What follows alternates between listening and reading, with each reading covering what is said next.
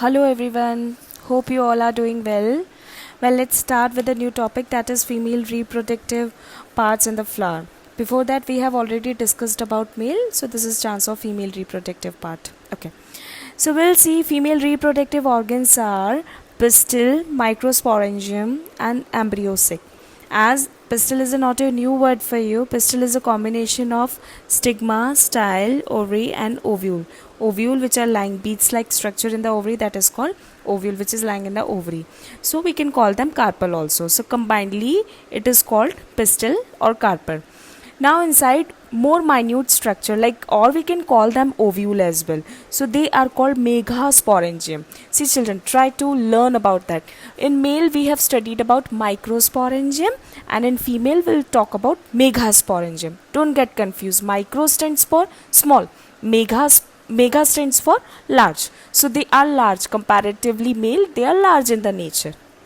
Well, so they form embryo sac. Like microsporangium form pollen grain, okay, and megasporangium form embryo sac, right?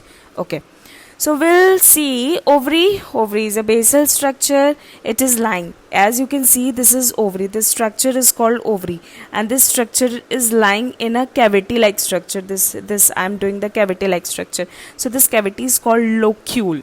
Learn it.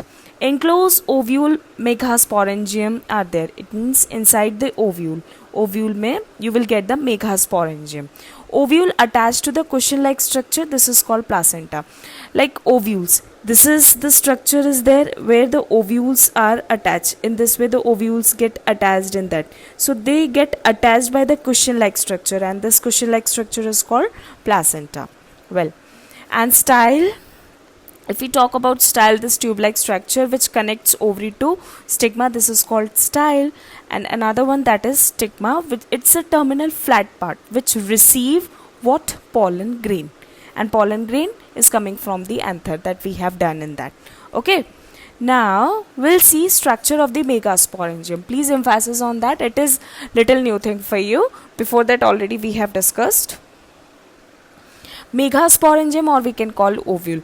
This I have drawn the diagram, which is the pistil diagram, but we will emphasize this diagram. So this is the magnified of this diagram. Well, so let's see the part of the megasporangium. This is the diagram of the megasporangium, or we can call cross section of the ovule. There is the parts are there, funicle, hilum. So let's discuss one by one. The first part is funicle. Here you can see funicle structure is there. It is the attachment. Basically it is the attachment of the ovule. So this is called what? Funicle. Next is coming, that is hilum.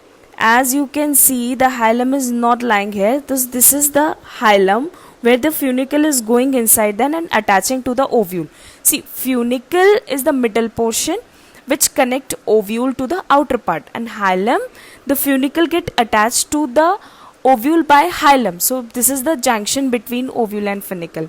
Next you will see the another word, that is integuments. Integuments, you will see that layer like structures are there. This layer like structures are there. This is called integuments. Next is coming micropyle. It means micro stands for small and pile hole like structure. As you will see at the basal portion, that one pole like structure is there. This is called micropyle. Next is coming chialza. Chialza is the opposite structure of the micropyle. So at down you will see micropyle structure is there, and just oppositely you will get the cavity structure, or we can call this is the opposite structure of the micropyle is chialza. Next is coming nucellus.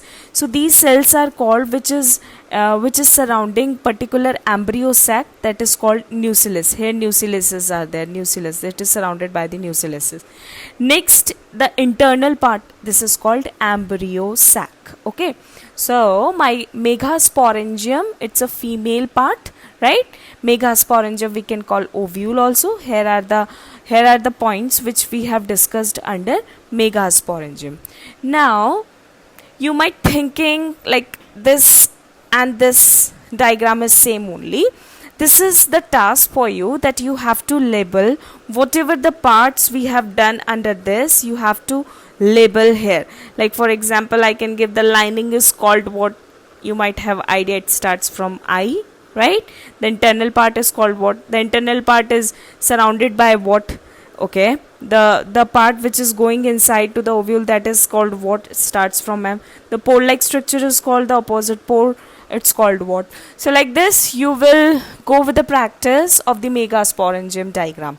Okay, now children, in this we will discuss about ovule. We will discuss about the differentiation ovule of angiosperm and gymnosperm. Angiosperm is a well classed family. In 9th and 11th class we have discussed about the plant segregated into cryptograms and phanerograms.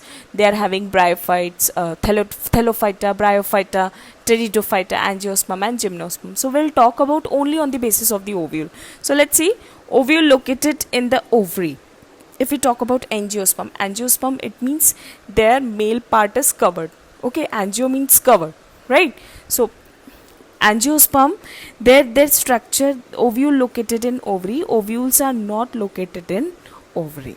Ovule develop into seed inside fruits. Ovule develop into naked seeds. Gymnosperm, we have done already in 9th and 11th class. They gymnosperm are basically that type of plants only, those that their seeds are not covered.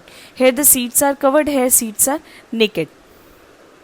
Here double fertilization takes place and here simple fertilization is there. I'm sorry, I have written here and it will be M.